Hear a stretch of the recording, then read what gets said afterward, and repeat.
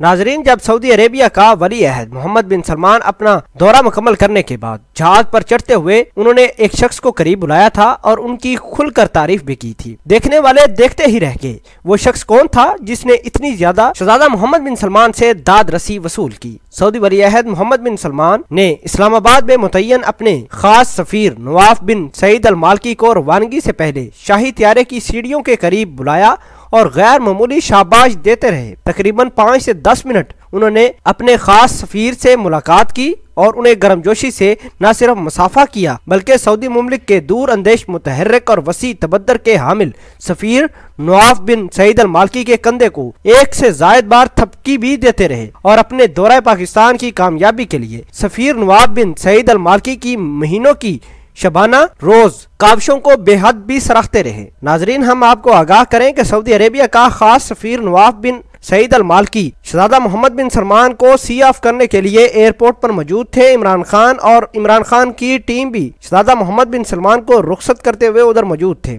شہزادہ محمد بن سلمان جو ہی اپنے طیارے کی جانب بڑھے تو اچانک رک گئے۔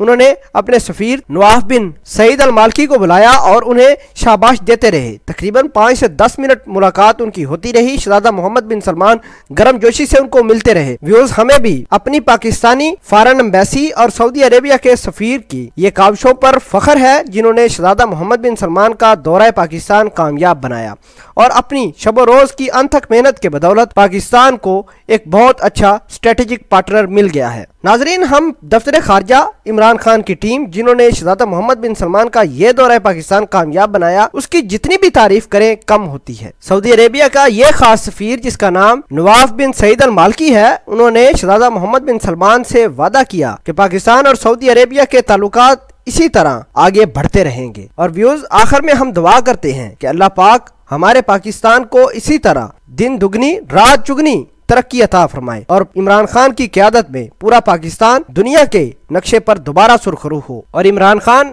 پوری دنیا کے لیے مثال بنے۔ اللہ پاک پاکستان کو عمران خان کی قیادت میں مزید ترقی دے، آمین۔